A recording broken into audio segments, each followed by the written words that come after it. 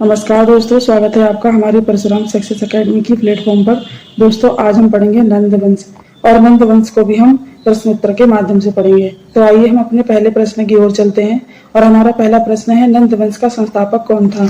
यदि हम नंदवंश के संस्थापक की बात करें तो नंदवंश का संस्थापक महापद्म नंद था। ठीक है, कौन था? महापद्म नंद।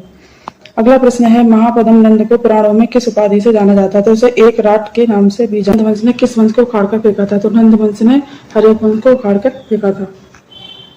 अगला प्रश्न है, नंदवंश की राजधानी कहाँ थी? तो नंदवंश की राजधानी जो थी वो पाटलिपुत्र में थी। ठीक है, कहाँ थी? पाटलिपुत्र में। अगला प्रश्न है, नंदवंश का अंतिम शासक कौन था? तो नंदवंश का अंतिम शासक जो था वो घनानंद था। ठीक है, कौन था? घनानंद।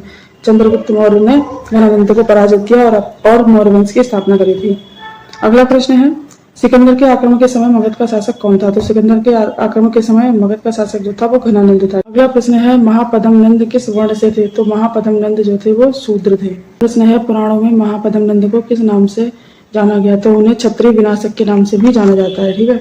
अगला प्रश्न है, कौटिल्य को किस शासक ने अपमानित किया था? तो कौटिल्य को घनानंद ने अपमानित किया था। अगला प्रश्न है, नंद वंश के बाद कौन सा वंश स्थापित हुआ? तो नंद वंश के बाद मौर्य वंश स्थापित हुआ। ठीक है। अगला प्रश्न है, महापद्म नंद को कौन सी उपाधि दी गई थी? तो महापद्म नंद को प्रथम शूद्र सम्राट की उपाधि दी गई थी। नंद वंश का पतन कब हुआ? तो नंद वंश का पतन लगभग 321 ईसा पूर्व में हुआ था। ठीक है। अगला प्रश्न है, घनानंद किस नाम से जाना जाता है? तो घनानंद जो है घनानंद के नाम से भी जाना जाता है, धनानंद के नाम से भी जाना जाता है, वह आनंद घन के नाम से भी जाना जाता है, आनंद घन के नाम से भी जाना जाता है, प्रेम की पीर के नाम से भी, प्रेम की पीर के कवि के नाम से भी जाना जाता है, और साक्षात रस मूर्ति के नाम से भी जाना जाता है। ठीक है, साक्षात रस मूर्ति के नाम से भी जाना जाता है।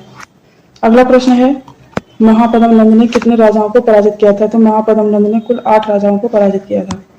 अगला प्रश्न है, धनानंद के समय किसने चंद्रगुप्त मौर्य को प्रशिक्षित किया था?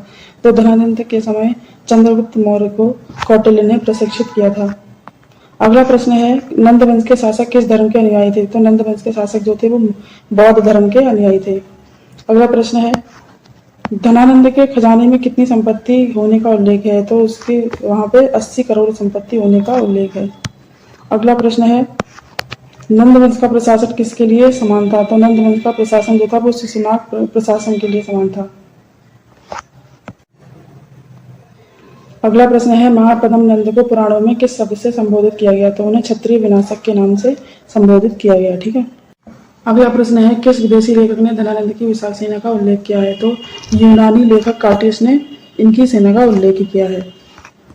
अगला प्रश्न है, नंद वंश के पतन के बाद कौन सा वंश सत्ता में आया? तो मौर्य वंश सत्ता में आया। ठीक है, कौन सा वंश आया? मौर्य वंश। अगला प्रश्न है, किस ग्रंथ में महापद्म नंद को प्रथम शूद्र सम्राट कहा गया है? तो विष्णु पुराण में कहा गया है। ठीक है। अगला प्रश्न है, किसने कहा था कि धनानंद बहुत बड़ा खजाना रखता है? तो कौटिल्य ने कहा था। अगला प्रश्न है, धनानंद किस काल का शासक था? तो धनानंद जो था वो सिकंदर के आक्रमण के काल का शासक था। ठीक है। अगला प्रश्न है, किस विदेशी आक्रमणकारी ने धनानंद से युद्ध नहीं किया था?